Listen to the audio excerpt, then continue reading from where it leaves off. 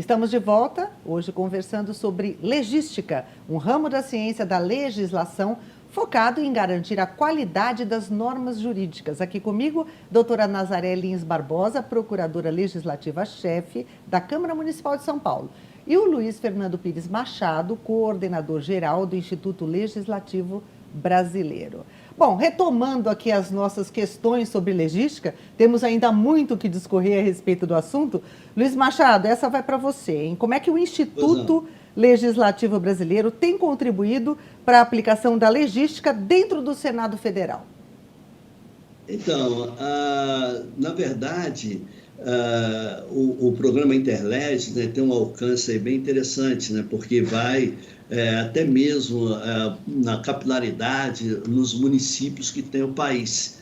Então, bem verdade que quando a gente vê essa questão da legística nas comissões permanentes do Senado Federal, justamente para poder ali, no caso, adotar aqueles procedimentos das propostas que chegam nessas comissões quanto à constitucionalidade, regimentalidade, legalidade, né? Também a juridicidade e, claro, a boa técnica legislativa, né? Então, nesse conceito, o que a gente pode entender, os instrumentos de ação dentro do Senado Federal devem alcançar aqueles objetivos pretendidos, né, de acordo com os normativos que temos, né? Exemplo, então, medidas destinadas à aplicação e execução de dispositivos já existentes, como a professora Nazaré falou no bloco anterior, né? Então, quer dizer, é preciso ter a legislação citada toda vez que se apresenta um projeto de lei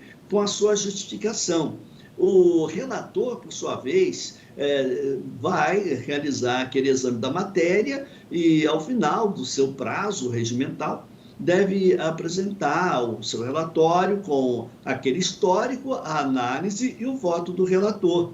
E como chega até ele a legislação citada, faz-se aquele trabalho, né? Então, que pode ali ser bem interessante, de colocar, né, então, quais os dispositivos, aquele arranjo então, que se faz dentro da legislação. Agora, a legística, e aí a gente vê também de fora, né, do Senado Federal também, deve ser junto à opinião pública, né? Então, que ali haja aquele entendimento, né, também entre os próprios legisladores, né? Então, alguns deles têm as suas agendas, chamadas agendas holders, e que, no caso, estarão pendendo a votar nessas decisões legislativas, alguns sob pressão, outros sob tensão, e muitas vezes a legística não fica ali bem acordada, né? Então, esses problemas, para que a legística venha realmente ter o sentido, deve-se evitar esforços que contribuam para a resolução daqueles problemas, né?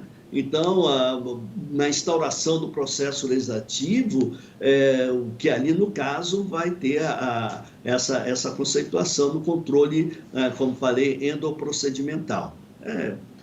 Basicamente é isso. Tá certo. Doutora Nazaré, no bloco anterior, a senhora já explicou para a gente da importância da Procuradoria na questão de quando é apresentada uma lei, não só previamente, mas também durante todo o processo, né? E aí eu lhe pergunto, além disso, por exemplo, a comissão, como a CCJ, né? Comissão de Constituição e Justiça, tem um papel fundamental nessa relação da legística? Claro, porque nem todos os projetos passam previamente por esse crivo do nosso setor de elaboração legislativa.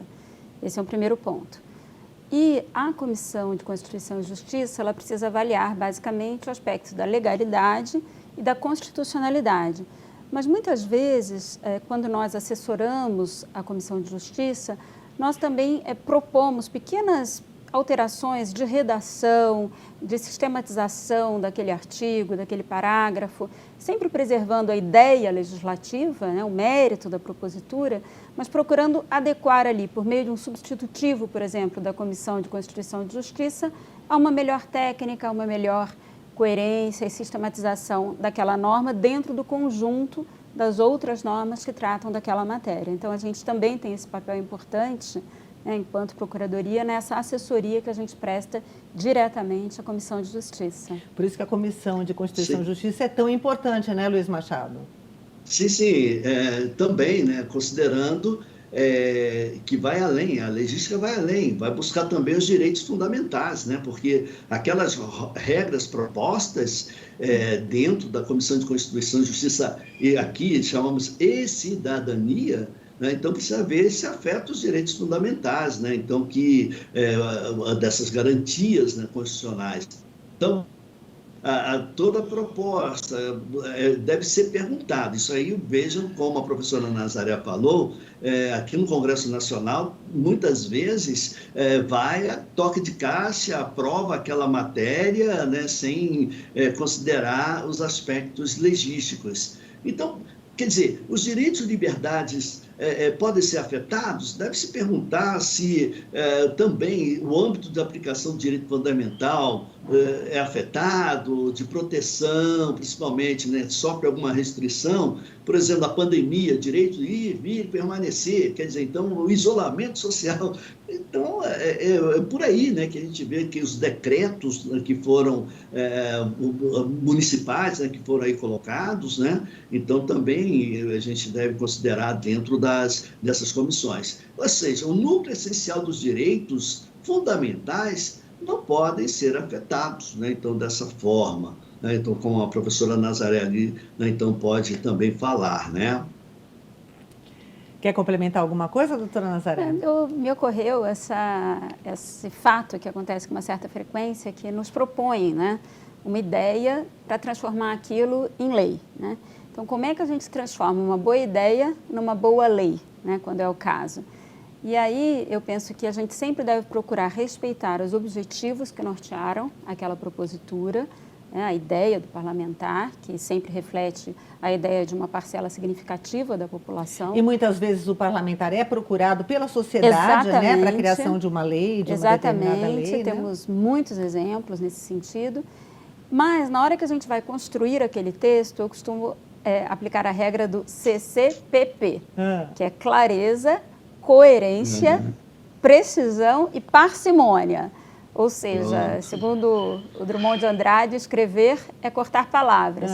Então, quando a gente vê textos muito prolixos, muito complicados, palavras até estrangeiras, a gente sempre procura, né, que aquela propositura encontre esse objetivo da maneira tecnicamente mais simples, mais acessível e que seja de uma maneira compreendida, né, pela população, pelo cidadão, pelo destinatário daquela norma, com maior facilidade possível. Essa questão da clareza é fundamental, né? Porque muitas vezes o leigo não entende o que está escrito na letra da lei, né? Isso é realmente bastante interessante. Mas eu gostaria de perguntar a ambos se as câmaras menores também podem ter uma aplicação de legística nesse sentido. Luiz Machado, o que você pensa sobre isso? Claro, tem sim condições de empregar aí esses conceitos de legística. Eu até, né, então, sugeriria que tivesse um departamento de legística, isso mesmo, né?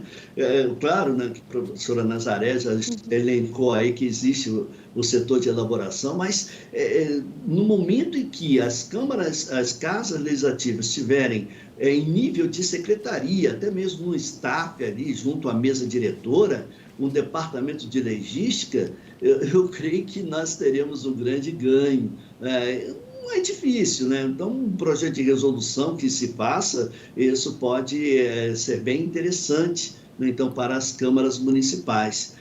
Agora, é claro, né, que as câmaras menores podem se amparar, e eu tenho defendido a ideia de um consórcio público legislativo, no sentido que se coloca ali o banco de ideias legislativas, no sentido de que elas sejam apropriadas pelos legisladores, claro, atendendo às peculiaridades locais, né, porque as normas são de interesse local, mas também dos estados e assim por diante.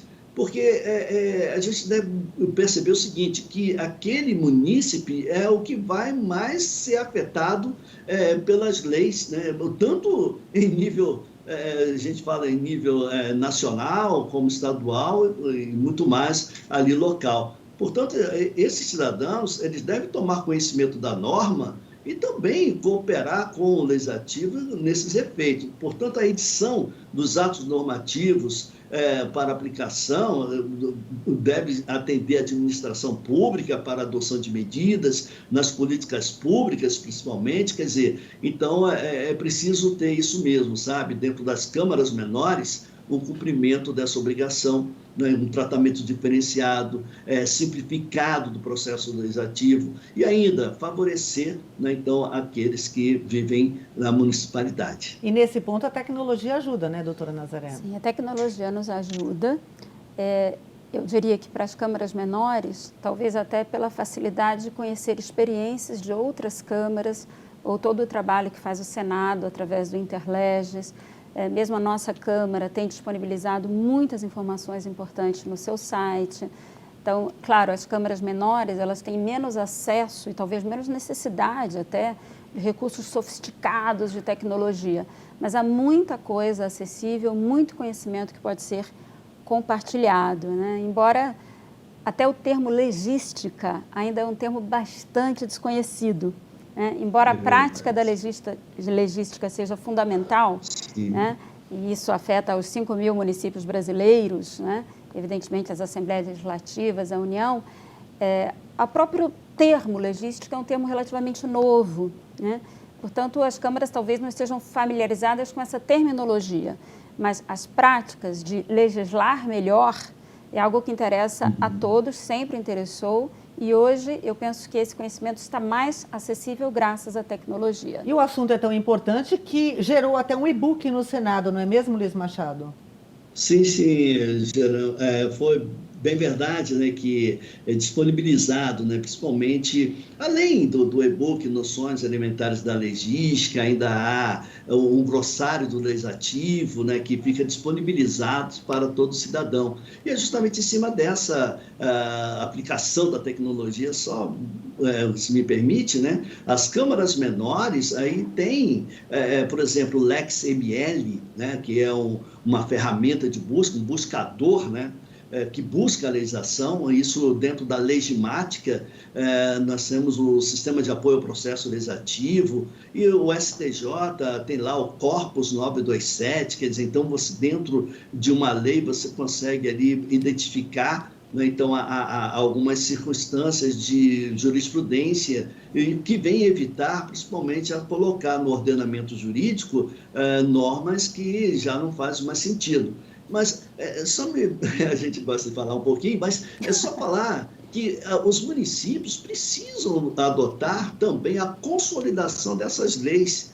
Imagina, nós fizemos um evento em Rio das Pedras, aí pertinho, né, de vocês, e justamente para atualizar leis orgânicas e regimentos internos. Ora, um município de 20.000 habitantes tendo 2.000 leis, quer dizer, então, para cada cidadão, cada 10 cidadãos, né, nós temos aí, né, então, uma lei, né, uma lei para 10. Né?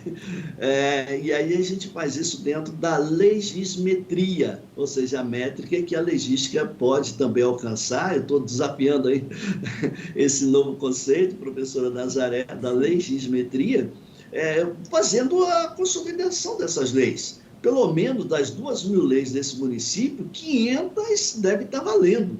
Né? Então, quer dizer, é isso, né? Bom, e o Senado vem trabalhando nesse contexto. Bom, o assunto realmente é fascinante. Eu gostaria de agradecer a explanação de ambos sobre legística, legismetria. Também é um tema para a gente abordar aqui no Legislativo do Futuro. Muitíssimo obrigada, doutora Nazaré, e obrigada também, Luiz Machado. Obrigado e tudo de bom, felicidades para todos. Obrigada, fico muito feliz de estar aqui participando desse primeiro ciclo de temas e debates relacionados à legística, porque é um tema que promete muito. Agradeço a você que acompanhou o programa de hoje. Se você ficou com alguma dúvida sobre este assunto, basta entrar em contato com a Procuradoria da Câmara nos e-mails celeg@sampaulosp.leg.br ou então procuradoria@sampaulosp.leg.br. TV Câmara São Paulo, assista, fique sabendo.